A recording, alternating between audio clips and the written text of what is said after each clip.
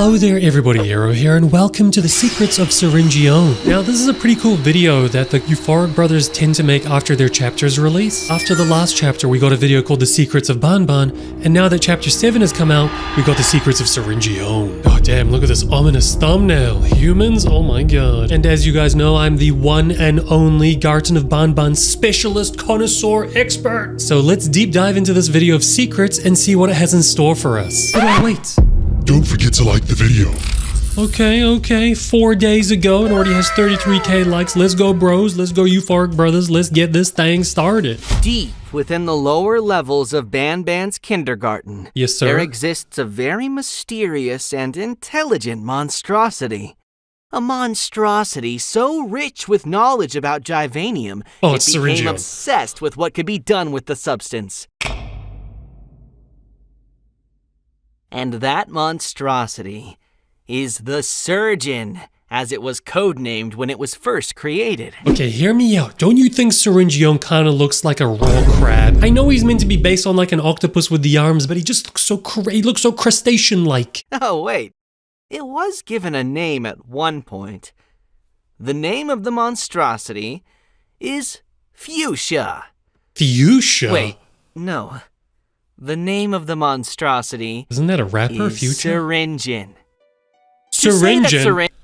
Have I been saying the name wrong this whole time? I'm not... Okay, hear me out. I'm not wrong, they're wrong. With that spelling, I don't think it's gonna be SYRINGEON like that. Nah, man, I'm sticking with SYRINGEON, man. I'm sticking with SYRINGEON. A lot during development would be an understatement. And I'm here to discuss with you the secrets of our beloved Surgeon. The Garten of Banban cast each have their own detailed story and personality, and that's what makes Garten of Banban unique. Join me— Wait a minute, isn't our boy the Jester dead? How has he come back to life to narrate, huh? On the second episode of the Banban Chronicles, narrated by me, Ty Coker, the voice actor of Bittergiggle, a series where we dedicate each episode to discussing the histories and secrets of a member of the Garten of Banban cast. Garten of Banban 4 served as the introduction to one of the series' most vital characters yet. Oh, I know what it was. It was in a secret room because I made a video about this on how to get to it, and you see him on a mural on the wall, right? If you completed a set of certain tasks, you would gain access to a secret meeting room with a drawing on the wall depicting a strange figure never seen before. Big brain. That figure was SYRINGEON. A SYRINGEON. four-armed, fuchsia-colored, surgeon-like figure whose name consisted of a portmanteau of the words syringe and surgeon. But what if I told you that SYRINGEON'S final appearance is the last of many iterations that came before it? Oh, let's go. Let's see the SYRINGEON lore. From when he was first sketched. The first iteration of SYRINGEON was first sketched when the Euphoric brothers were playing cards while drawing concepts in a nearby notebook. Liking what they doodled and thinking they could make something bigger of it, they got to work. The result was what they got to work. You guys want to know some secret lore? I'm actually the third brother. I'm just in the background and they always forget to add me in there, but it's okay. I'll let this pass. The result was what you are currently seeing on screen. Bro, what the hell? That is the ugliest thing I've ever seen in my life. I don't even know what animal that's meant to be based off of. It kind of looks like a hammerhead shark, but it looked like a derpy one. And it only has 2 arms. Bro, what were they planning to make? Is this meant to be like a weird elephant, seal, dolphin hybrid thing? Anyway, I'll let them explain it. This is a recently recovered image of SYRINGEON'S first iteration. It was at this point that this new character was codenamed the Surgeon. But something was wrong with it. Oh my god, he got even better. He has a Givanium mouth. Well, a drop of Givanium. I don't know why I'm struggling to pronounce that word. Givanium. We out of Givanium. It's because you ate all the Givanium. It's stuck in your throat. It looked too cute. Sorry, SYRINGEON number 1. I don't agree with that at all. I don't think he looks cute at all. Do you guys think he looks cute? I don't think he looks cute. And the location of the mouth was readjusted, thinking it would make it much more intimidating in its 3D version. 100%. One of these surgical tools was originally going to be a addition. knife or a scalpel, which was then replaced with the mechanical grabbing hand, as it didn't make sense to not give him any way of grabbing objects. And also to the make knife is a good idea. Stand out more, its color was changed from the light blue it originally had to the final fuchsia color it currently possesses. As a result of this new color, it was temporarily given the name Fuchsia. which the name Syringeon was later used as a substitute for. Learn something new every day. I didn't know fuchsia was a color. Syringeon in his 2D form we know today was born, where he later finally debuted in his physical form in Garten of Banban 7, with voice actor Ray O'Hare playing his role. Yo, can we take a second just to acknowledge how good of a voice actor Ray O'Hare was? I was genuinely enthralled every single time he had a moment to speak. And I'm not trying to say this in like an insulting way, but Garten of Banban is still an indie creation made by indie developers, therefore it is an indie game. But the quality of voice acting from that guy, the O'Hare guy, was like top notch. But it wasn't as good as mine, you know. Nah, mine was ass. It's a fun little bonus fact. Also played the train conductor in the Euphoric Brothers' other game, Human Apocalypse. But going... okay. Other game, Hold Human on, Apocalypse. guys. Human Apocalypse... I didn't know they had this game. Do you guys want to play it? Comment below whether you want to see me play this game. I'm keen if you guys are. Let's go. That looks sick. But going back to Syringeon's 2D form, you might notice something strange that was quickly pointed out by many fans when Syringeon's mural was first seen by the public. He looks like a crab. Take 5 seconds to try and see why Syringeon looked off compared to all other wall murals of the franchise. No, I need more than 5 seconds.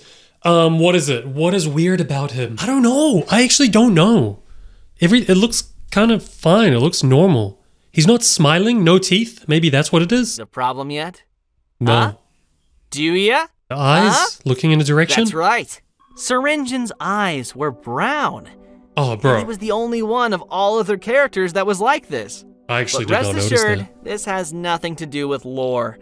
It was a simple oversight, and it was fixed in later games. But early concepts and wrong eye colors aside, what if I told you that Syringeon's story was originally going to be much different from what it ended up being in Garten of Banban 7? In fact, the entire chapter originally played out completely different from how the final version of Garten of Banban 7 plays out. The story for the chapter, much like most chapters, went through many different scripts. And while most versions of the script have been lost or deleted, one remains intact. In this early version of the script, the overarching goal of the game remains the same. In alliance with Syringeon, you entered City Engine in search of Jumbo Josh. But City Engine was very different.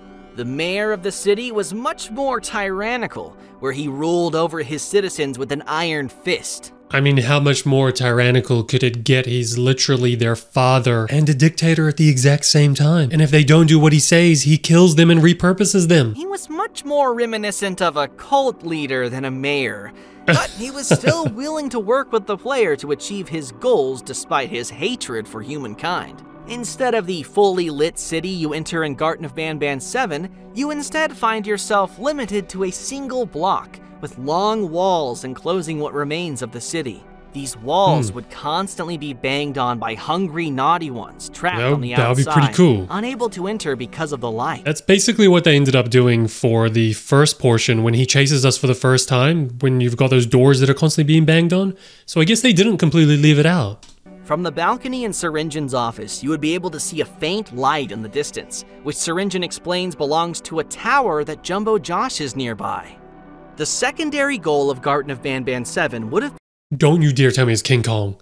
Don't you dare tell me they were going to make a King Kong reference. been to try and reach that second tower. But there was a problem. Aside from the tiny part of the city you're trapped in, everywhere was dark, which also meant everywhere else was infested with naughty ones. Through puzzle solving and fighting the notified army one by one, you would slowly but surely restore power to different parts of the city, allowing you to finally reach the tower. It is during these expeditions to try and restore power that the majority of the action took place. The Givanium baby would have been encountered in one of the buildings. Bro, The notified scariest part of the Bittergiggle game. would have been his own mini-game instead of the chase sequence he ended up getting in Garten of Banban 7. Kittysaurus was supposed to have been trapped in a pit that the citizens would have been standing around ceremoniously. That would have been cool. But you would help her escape as part of a puzzle. I wish they did Sequence that. where you enter a courthouse and Sheriff Toadster judges you for your crimes. Well, he's a before the sheriff, lights go not a out and the judge. entire building is swarmed with naughty ones. But most interestingly, a crazed Sheriff Toadster was scripted to trap you inside of a grocery store. inside of which you would have had to get a phone to work where you call Syringeon for help, after which he sends a loud contraption to scare the crazed sheriff away. Not naughtified, but crazed. This contraption would dramatically slide towards you through the darkness, which turns out to be a loud mobile power generator. After escaping the grocery. Or what is this alternative story? I'm so glad they didn't go with that, because that kind of sounds weird. The story that they came up with for the actual chapter was a lot more streamlined and made sense in the world or city of Syringeon. Sit on my... Never mind. You would use this generator to play a mini-game where you push the generator into dark blocks of the city. Once activated, it would light up the area temporarily, giving you some time to enter and scavenge the nearby buildings for supplies that would allow you to fix power boxes that would light up the area permanently. But you gotta do it quickly because the generator only stays on for a few minutes, and if it deactivates, the block goes dark again and it would require you to reactivate it again manually. So if it goes dark while you're scavenging in a building, too bad. What you are seeing on the screen right now is an unused location that was meant to be one of those blocks that you restore the power to. Ooh, let's go. There were 3 blocks that this needed to be done for, and when all 3 were successfully done, that's when you finally reach the tower you could see from Syringeon's balcony. But once you make it to the tower, you discover that Jumbo Josh is suspiciously nowhere to be seen. Josh was here. Upon returning to Syringeon, his true plans are revealed. When you return to find him in a scrapped location that was meant to be the city's public park, you find him standing on a platform raised high above ground. This is where the conversation between Syringeon and Sir Dadadoo would have originally taken place. Ooh. And after tricking and trapping Sir Dadadoo with the scepter piece, he gives a villainous speech. I'm not gonna lie, I still don't completely understand how Sir Dadadoo got trapped like that. I don't completely know what magnetized him? I think that was just something that I missed. Explaining how he used you to do the hard part and get enough power delivered to the city to get the machine that's trapping Jumbo Josh to work. Before the center of the platform opens and an elevator holding a chained Jumbo Josh is raised from the ground. Yo, that would have been kinda sick. Syringeon would already have Jumbo Josh tied up to let him loose when he wants. Dude, that would have been kind of fire. I do think the ethical approach that we did take where, you know, we kind of attracted Jumbo Josh and led him towards helping us through his own free will was a little bit nicer. But, you know, Jumbo Josh is a freaking animal and we can't control that guy, so he might have needed to be chained up anyway. And this is where the chapter concludes as it was originally meant to end. As with the last Ban Ban Chronicles episode, please do let us know your thoughts about this original version of the script. Well, I'll let you know something. You're pronouncing SYRINGEO'N's name wrong, that's the first thing. This sequence of events turned out to be much cooler on paper than it was a playable experience, and that's why this version of the script was scrapped for the most part. But wait, what's that in the distance? This scene was genuinely terrifying, by the way. Stay tuned for the next episode of the Ban Ban Chronicles, where the secrets and history of another character will be revealed. Comment down below which character you want to learn more about next, Josh, bro. And say it with me, keep on ban banning! I'll ban your mother. Well, that was freaking damn cool. I really like that. I love seeing behind the scenes of these games because I genuinely care about it so much. I love this game series and everything that it's become. But can we just talk about how this was called cute in the video? What about this screams cute to you? Because nothing for me. This literally looks like a hammerhead shark got something stuck in its throat like a seal or something, and then it turned blue because it felt sick or something after. I don't know, man. But it would be kind of cool to see, like, I don't know, these alternate forms appear in later chapters as like mini SYRINGEO'Ns or something like that. That would be so cool. About the whole hand being a knife thing, I do think it would have been cool to have at least one of his hands as a knife because it's just so much more menacing. You know, every time he's walking around, he's just got these freaking, like, could chop you up knives. But I guess it does make sense the clamper is needed. I don't know how they didn't see the whole connection between the tower and Jumbo Josh the gorilla being a reference to King Kong. That is so perfect. It was set up right there. You know, sometimes my big brain is the one that comes in and makes these references. It's okay, buddy. I mean, buddies, brothers, you can thank me later. My last questions though are Kittysaurus dead? No, we saw Kittysaurus in the last fight. Yeah, but Kittysaurus nearly died in the last fight, so is she dead? She got her jaw broke. And in terms of the alternate story, I do like some aspects of it, but I think I prefer the one that was actually in the game. The thing that makes the least sense for me is the whole Sheriff Toadster in a supermarket part, and especially him being afraid of the loud noise or something like that. Has nothing really to do with any of the mascots we've seen so far, or toads.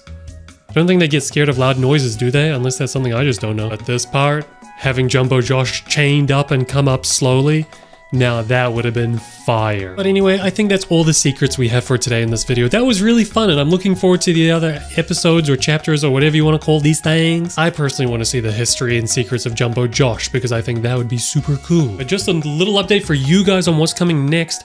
I found a ton, and I mean a ton, of fan-made Garten of Banban games. And I don't know why I haven't played them. I've kind of just stored them away while I play all these other indie horror games that have been coming out. But if you want to see those, make sure to like and comment below. But most importantly, subscribe because I'm going to be playing them in the next coming months. So stick around and enjoy the party. Goodbye, everybody.